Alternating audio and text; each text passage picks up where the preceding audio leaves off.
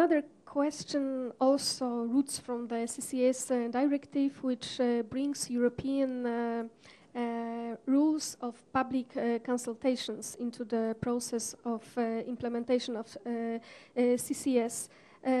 What are the good practices in giving a clear, open information to the society, and what risks should we avoid in this process?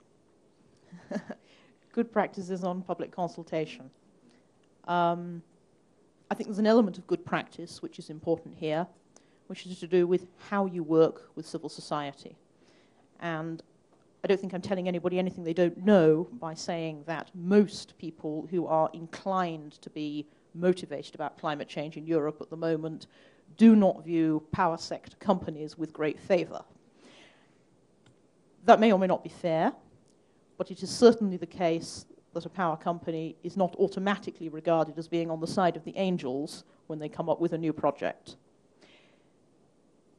So commonsensical aspects of consultation, I think, can make a profound difference. And as we're starting to look at the issues for the first potential pilots, the first potential demos, and for the pilots so far, there's clearly differences simply in how the engagement by the company has been organized on the ground with local communities, local government, local NGOs.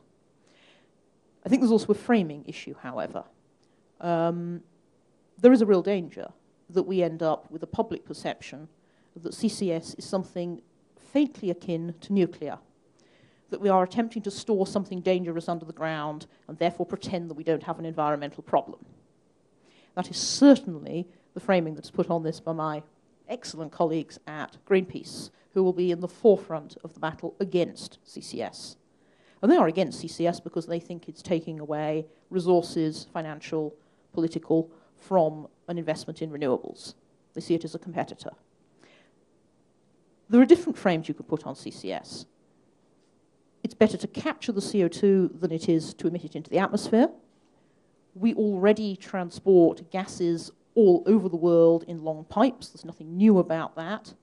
CO2 already occurs naturally stored underground, etc., etc.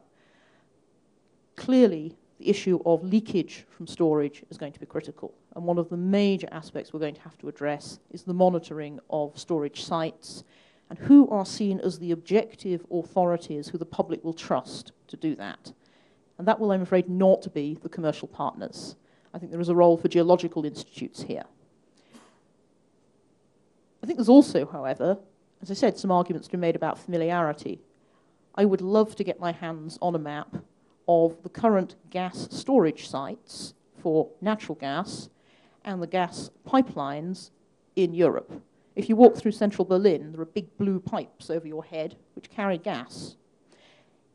Insofar as the public debate is going to be framed around scare stories about piping CO2, let's start talking about where we currently pipe and store flammable gases. I think a lot of people have a very passive attitude towards the power system around them. I have a similar puzzle about wind, why people can accept electricity pylons at the end of their gardens but have problem with windmills. Let's start actually talking realistically with our publics about the energy system. Energy is no longer simple. It's no longer something that's simply provided and you don't have to think about it. It's no longer something that's automatically going to continue to get cheaper. And we may want to come back to the question of electricity prices later. But there is going to have to be much, much more active engagement on these issues. And the companies are the holders of most of the expertise and most of the information which is necessary to that. Some of them perhaps have better communication skills than others, but we volunteer ourselves from the NGOs to perhaps help with some of the linking of the expertise to the communities, which with different information may well perceive that things like CCS are a better measure than any other alternatives. And I think we're here talking about necessary evils. Very briefly, so before we might open up for questions, there are three things that we are very concerned that must take place in order to create that confidence and that awareness and that understanding. First of all, we need a very clear regulatory oversight. There needs to be a clear authority that has the responsibility of safety of storage, like we have in any other risk activity in our society. And the public needs to have confidence that somebody is responsible. The buck stops here, as the Americans say. And the other thing is that we need transparency, as Jesse was talking about. We need transparency from the actors involved. And we need companies and government working in an open way when they plan these events.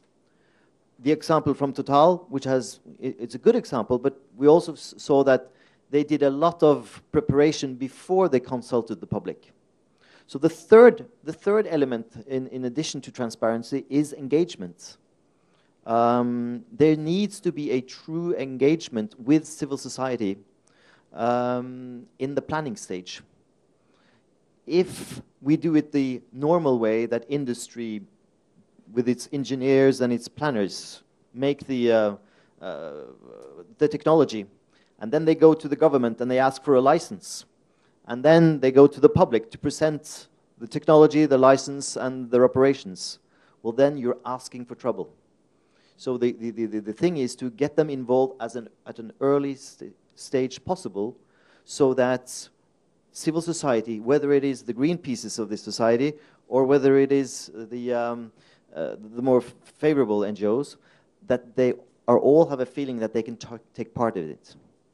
For Belluna's sake, we have Pavel here, who has been working for us over the past 6-7 months, and we are looking forward to engage more in our operations here in Poland. We want to hire local people. We want to engage in dialogue with local and national Polish organizations with a view to discussing all these issues and to increase the knowledge and understanding of CCS as part of the solution.